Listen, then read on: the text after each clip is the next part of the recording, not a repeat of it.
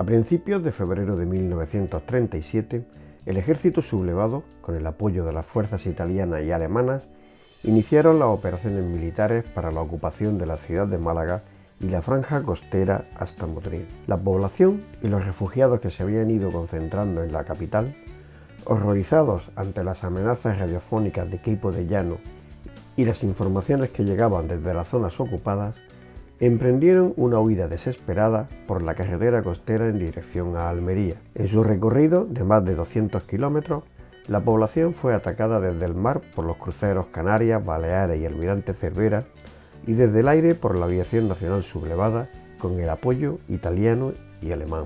Según los testimonios de las autoridades civiles y militares, fueron más de 150.000 las personas que huyeron. Las víctimas y los testigos hablan de una multitud de muertos. 84 años después se desconoce el número y paradero de las víctimas. 84 años después, las grandes cuestiones relacionadas con este crimen de guerra siguen sin estar resueltas. ¿Cuánta gente huyó? ¿Cuánta gente murió? ¿Hubo un ataque deliberado sobre la población? ¿Dónde están las víctimas? Para responder a estas preguntas, la Asociación 14 de Abril inició en el año 2019 un proyecto de investigación para intentar avanzar en el conocimiento a estas preguntas. El proyecto se fundamentó en la revisión bibliográfica de las investigaciones realizadas hasta la fecha, la consulta a los investigadores e investigadoras que habían estudiado este tema con anterioridad, la búsqueda en los archivos civiles y militares, el análisis y explotación de los testimonios existentes y finalmente la visita a los lugares donde se desarrollaron los acontecimientos. La primera cuestión que abordamos fue la de cuantificar la población que huyó. Los datos históricos proporcionan cifras muy diversas. Así, los registros del Comité de Refugiados de Málaga dicen que en la ciudad había unas 60.000 mujeres y niñas en el momento de la huida. Federico Angulo habla en su informe de 200.000 refugiados desplazándose por la carretera. El médico canadiense Norman Bethune lo cifra en 150.000 personas. Villalba, el jefe del Ejército del Sur, eleva la cifra a 300.000 personas. El Comité de Refugiados de Almería habla de la llegada de 150.000 refugiados.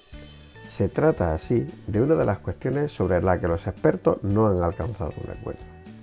Un nuevo enfoque es el seguido por la investigadora Inmaculada Gómez Villegas, basándose en el análisis pormenorizado de los censos de población y el cruce de estos datos con encuestas a los testigos de la huida.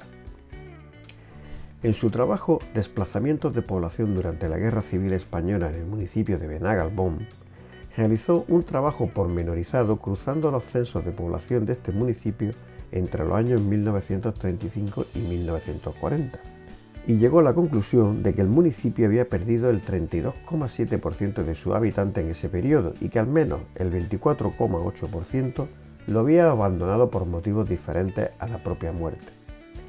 Asimismo, descubrió que 7 de cada 10 entrevistados no llegaron a alcanzar Almería, volviendo a la ciudad en los días siguientes a la ocupación por el ejército sublevado. En Motril, un primer avance del estudio realizado sobre el censo muestra un descenso del 13,5% de la población, si bien pudo abandonar el municipio más del 40%. Las conclusiones del estudio de Inmaculada pueden cifrar dos hechos que se apuntaban con anterioridad. Primero, que del orden de un tercio de la población del municipio nunca volvió. Su extrapolación al conjunto del área estudiada nos lleva a una cifra de refugiados comprendida entre las 100 y 150.000 personas.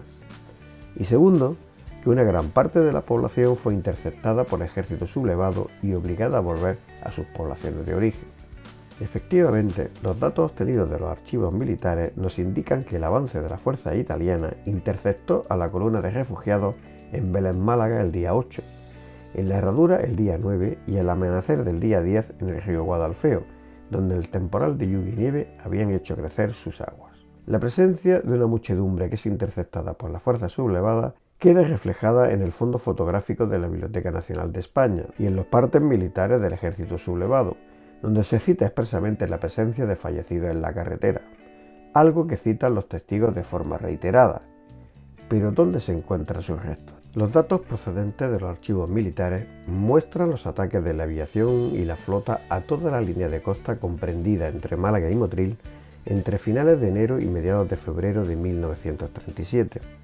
con una coincidencia casi exacta con los lugares descritos en los testimonios de las víctimas. El análisis procedente del Hospital de Sangre de Almería arroja una interesante información complementaria de la anterior. El 76% de los heridos son malagueños o refugiados procedentes de Málaga. Estos llegaron mayoritariamente entre el 10 y el 14 de febrero, con una punta anterior en el día 7. Se trata, por tanto, de quienes pudieron cruzar el río Guadalfeo con anterioridad al día 10 y que necesariamente salieron desde la zona más cercana a la provincia de Granada y desde las áreas que fueron atacadas más tempranamente, que coinciden con la zona de la Axarquía. Un segundo resultado procedente del análisis por tipología de las heridas muestra que las producidas por metralla son relativamente escasas respecto del total. Las fechas en las que se produjeron los heridos por metralla son el 7, 10 y 12 de febrero, coincidiendo con los bombardeos de las ciudades de Motril, Adra y Almería, hecho que es ratificado por el lugar de procedencia de las víctimas.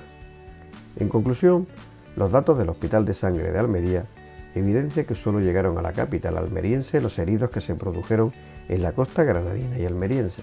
Las víctimas del tramo malagueño nunca cruzaron el río Guadalfeo. Así parece indicarlo, además, los testimonios de los testigos. La segunda cuestión es si hubo un ataque deliberado sobre la población. Así parece reflejarlo los pocos documentos militares encontrados. Los partes de operaciones muestran cómo se atacó a la población en la carretera o a la salida de Motril. Una comunicación del día 9 de la aviación italiana identifica que la carretera estaba repleta de población civil. Los partes de guerra muestran la persecución y muerte de los grupos de personas que fueron capturados en la huida. Pero pese a todos estos testimonios, las víctimas no se han encontrado. Los estudios de los investigadores apenas han podido localizar unas decenas de muertos en los registros civiles y libros de enterramiento. Ninguna fosa se ha identificado como ligada directamente a los ataques de la aviación y la flota sublevada. Las investigaciones realizadas en las fosas de los municipios costeros solo han podido conjeturar la posible presencia en ellas de refugiados, sin poder comprobarlo debido a la destrucción o alteración de la mayor parte de ellas.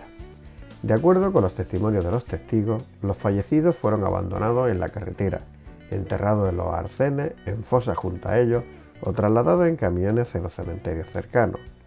De su análisis hemos podido identificar 12 zonas posibles donde pueden existir restos, y de entre ellos solo restan 7 que no se encuentran destruidos o profundamente alterados. 3 se encuentran en el tramo comprendido entre Maro y Cerro Gordo.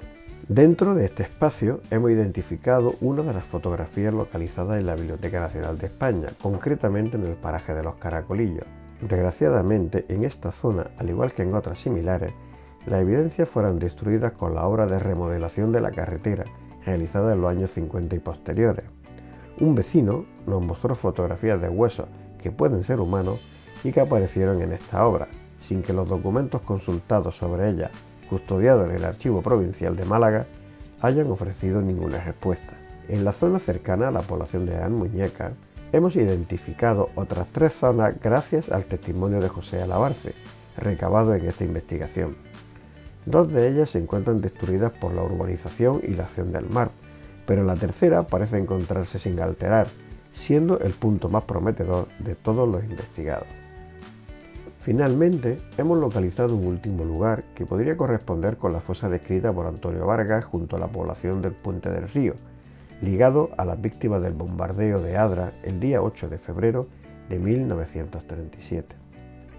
En suma, y como conclusiones de este trabajo, podemos indicar que los testimonios siguen siendo la fuente más precisa para la localización de las fosas, que es necesario proteger e investigar los indicios hallados sobre el territorio, en concreto las 7 ubicaciones descritas.